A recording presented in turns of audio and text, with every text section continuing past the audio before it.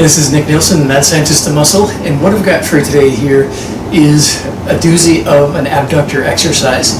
Now this is going to target the gluteus medius and minimus, which basically move the leg out and away from the body and externally rotate, which is rotating it outwards. Now this is going to require a little bit of specialized equipment. You're going to want a low pulley, you're going to need a dip belt, and maybe a length of chain to attach it to.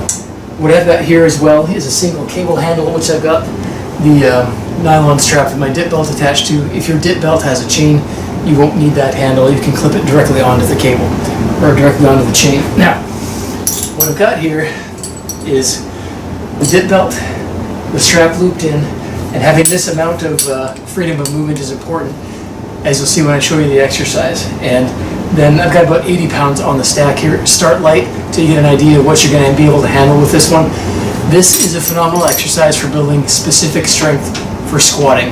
The abductors for squatting. You're going to feel this right in those hips in a way that you probably never felt before. I've done plenty of hip work, and this is one that I've never felt before. So give this one a shot if you're interested in it. Now, stand inside the dip belt. Set your dip belt here. Now you want probably about 4 to 5 inches in between your legs right here. And then what you're going to do is step back just a little bit.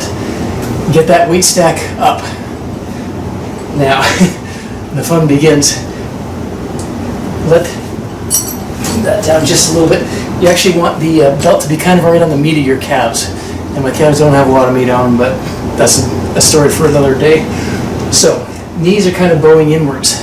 Now what you're going to do here, squat down, and as you stand up, you're going to push your knees outwards. So this action right here, pushing outwards, that's what's going to lift the weight stack. So that is direct abductor exercise for specific squatting. That's already hurting and I haven't even started the exercise. Hurting in a good way.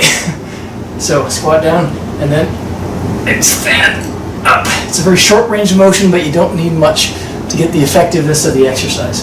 So let the knees come in, stand up, push the knees out.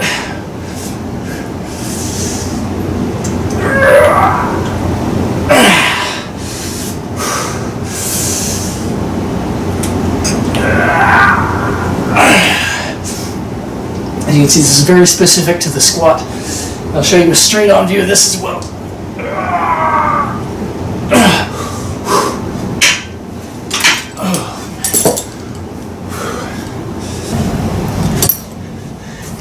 So here's the straight on view. The belt right in the meat of the calves. Step back, and then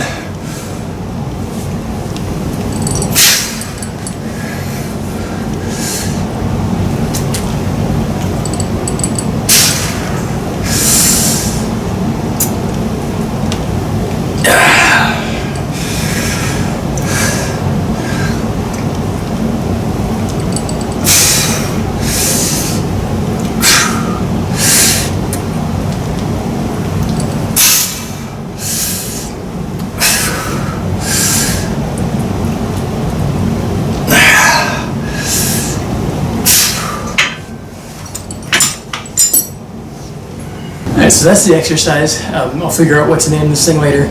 But I also tried this holding a pair of dumbbells in my hands. I actually didn't like it quite as much as if I was doing just a little bit heavier on the weight just for this exercise with just the belt and just the cable. No dumbbells to basically distract the muscles that you're trying to hit with this exercise. So try it with just the cable. If you don't have a cable, you can also try this with a band. For example, use the dip belt, loop a band here, loop a band around something else, and you'll still get a somewhat similar effect with your legs turning outwards. I wouldn't actually use a band directly like that.